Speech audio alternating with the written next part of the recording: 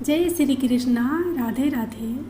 आज आप लोग सुनेंगे सूर्यदेव की 7 घोड़े की कहानी। सूर्य भगवान 7 घोड़ों द्वारा चलाए जा रहे रथ पर सवार होते हैं।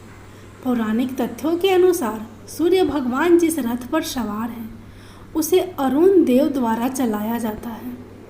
एक और अरुण देव द्वारा रथ की कमान तो संभाली ही जाती है, लेकिन रथ चलाते हुए भी वे सूर्य देव की ओर मुख करके वहीं बैठते हैं। सूर्य भगवान, जिन्हें आदित्य, भानु और रवि भी कहा जाता है, वे 7 विशाल ऐसे मजबूत घोड़ों पर सवार होते हैं। इन घोड़ों की लगाम अरुण देव के हाथ होती है और स्वयं सूर्य देवता पीछे रथ पर विराजमान होते हैं। लेकिन सूर्य देव द्वारा 7 ही घोड़ों की सवारी क्यों की जाती है? क्या इस 7 संख्या का कोई अहम कारण है, या फिर यह ब्रह्मांड, मनुष्य या सृष्टि से जुड़ी कोई खास बात बताती है? इस प्रश्न का उत्तर पौराणिक तथ्यों के साथ कुछ वैज्ञानिक पहलू से भी बंधा हुआ है। सूर्य भगवान से जुड़ी एक और खास बात यह है, उनके 11 भाई हैं जिन्हें एकत्रित रूप में आदित्य भी कहा जाता है। यही कारण है कि सूर्य देव को आदित्य के नाम से भी जाना जाता है। सूर्य भगवान के अलावा 11 भाई सभी कश्यप तथा आदित्य की संतान हैं। 11 भाई का नाम है अंश, आर्यमान, भाग, दक्ष, धात्री, मित्र, पुषण, सावित्री, सूर्य, वरुण, वमन। पौराणिक इतिहास के अनुसार कश्यप तथा अदिति की 8 या 9 संतानें बताई जाती है, लेकिन बाद में यह संख्या 12 बताई गई।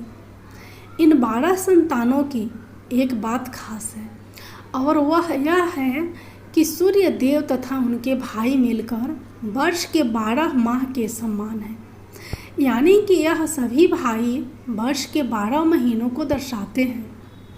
सूर्य देव की 2 पत्नियां संज्ञा एवं छाया है, जिनसे उन्हें संतान प्राप्त हुई थी। इन संतानों में भगवान शनि और यमराज को मनुष्य जाति का न्यायाधिकारी माना जाता है। जहां मानव जीवन का सुख तथा दुख भगवान शनि पर निर्भर करता है, वहीं दूसरी ओर शनि के छोटे भाई यमराज द्वारा आत्मा की मुक्ति की जाती है। इसके अलावा यमुना, तृप्ति, अश्विनी तथा वैवस्वत मनु भी भगवान सूर्य की संतानें हैं। आगे चलकर मनु ही मानव जाति का पहला पूर्वज बने। सूर्य भगवान 7 घोड़ों वाले रथ पर सवार होते हैं। इन 7 घोड़ों के संदर्भ में पुराणों तथा वास्तव में कई कहानियाँ प्रचलित हैं। उनसे प्रेरित होकर सूर्य मंदिरों में सूर्य देव की विभिन्न मूर्तियाँ भी विराजमान हैं, लेकिन यह सभी उनके रथ के साथ ही बनाई जाती है। कोणार्क मंदिर में विशाल रथ और साथ में उसे चलाने वाले 7 घोड़े तथा सारथी अरुण देव, यह किसी भी सूर्य मंदिर में विराजमान सूर्य देव की मूर्ति का वर्णन है। भारत में प्रसिद्ध कोणार्क का सूर्य मंदिर भगवान सूर्य तथा उनके रथ को काफ़ी अच्छे से दर्शाता है। लेकिन इस सब से हटकर एक सवाल काफ़ी अहम है कि आखिरकार सूर्य भगवान द्वारा 7 ही घोड़ों की सवारी क्यों की जाती है? यह संख्या 7 से कम या ज़्यादा क्यों नहीं है? यदि हम अन्य देवों की सवारी देखें तो श्री कृष्ण द्वारा चलाए गए अर्जुन के रथ में भी 4 ही घोड़े थे। फिर सूर्य भगवान के 7 घोड़े क्यों? क्या है इन 7 घोड़ों का इतिहास, और ऐसा क्या है इस 7 संख्या में खास जो सूर्य देव द्वारा इसका ही चुनाव किया गया?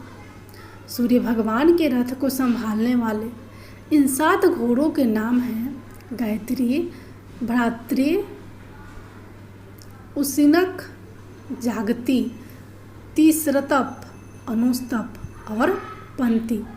कहा जाता है कि यह 7 घोड़े एक सप्ताह के 7 दिनों को दर्शाते हैं।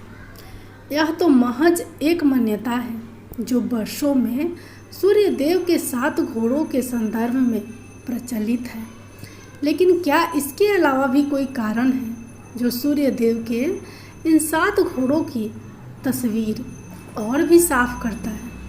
पौराणिक दिशा से विपरीत जाकर यदि साधारण तौर पर देखा जाए तो यह 7 घोड़े एक रोशनी को भी दर्शाती हैं, एक ऐसी रोशनी जो स्वयं सूर्य देवता यानी कि सूरज से ही उत्पन्न होती है।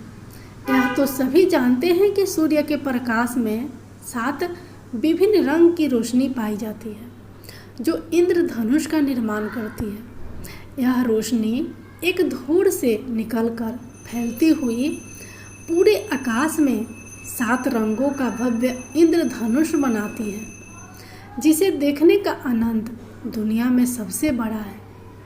सूर्य भगवान के 7 घोड़ों को भी इंद्रधनुष के इन्हीं 7 रंगों से जोड़ा जाता है। ऐसा इसलिए क्योंकि यदि हम इन घोड़ों को ध्यान से देखें तो प्रत्येक घोड़े का रंग भिन्न है तथा वह एक दूसरे से मेल नहीं खाता है। केवल यही कारण नहीं बल्कि एक और कारण है जो यह बताता है कि सूर्य भगवान के रथ को चलाने वाले 7 घोड़े स्वयं सूरज की रोशनी का ही प्रतीक है। यदि आप किसी मंदिर या पौराणिक गाथा को दर्शाती किसी तस्वीर को देखेंगे तो आपको एक अंतर दिखाई देगा। कई बार सूर्य भगवान के रथ के साथ बनाई गई तस्वीर या मूर्ति में 7 अलग अलग घोड़े बनाए जाते हैं, ठीक वैसा ही जैसा पौराणिक कहानियों में बताया जाता है। लेकिन कई बार मूर्तियाँ इससे थोड़ी अलग भी बनाई जाती है। कई बार सूर्य भगवान की मूर्ति में रथ के साथ केवल एक घोड़े पर 7 सिर बनाकर मूर्ति बनाई जाती है। इसका मतलब है कि केवल एक शरीर से ही 7 अलग अलग घोड़ों की उत्पत्ति होती है। ठीक उसी प्रकार से जैसे सूरज की रोशनी से 7 अलग रंगों की रोशनी निकलती है। इन 2 कारणों से हम सूर्य भगवान के रथ पर 7 ही घोड़े होने का कारण स्पष्ट कर सकते हैं। पौराणिक तथ्यों के अनुसार सूर्य भगवान जिस रथ पर सवार हैं उसे अरुण देव द्वारा चलाया जाता है। एक ओर अरुण देव द्वारा रथ की कमान तो संभाली ही जाती है, लेकिन रथ चलाते हुए भी सूर्य देव की ओर मुख बैठते हैं। रथ के केवल एक ही पहिया लगा है जिसमें 12 तीलियां लगी हुई है। यह काफ़ी आश्चर्यजनक है कि एक बड़े रथ को चलाने के लिए केवल एक ही पहिया मौजूद है, लेकिन इसे हम भगवान सूर्य को चमत्कार ही कह सकते हैं। कहा जाता है कि रथ में केवल एक ही पहिया होने का भी एक कारण है। यह अकेला पहिया एक वर्ष को दर्शाता है और उसकी 12 तीलियां एक वर्ष के 12 महीने का वर्णन करती हैं।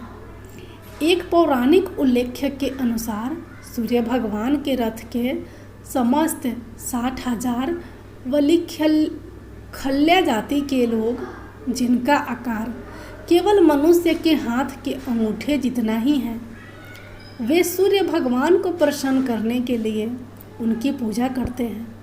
इसके साथ ही गंधर्व और पतरंग उनके सामने गाते हैं और अप्सराएं उन्हें खुश करने के लिए नृत्य प्रस्तुत करती हैं।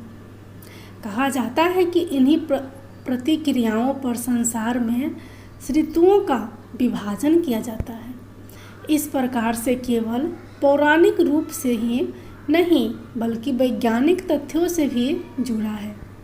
भगवान सूर्य का यह विशाल रथ, कहा जाता है कि यह 7 घोड़े एक सप्ताह के 7 दिनों को दर्शाती हैं।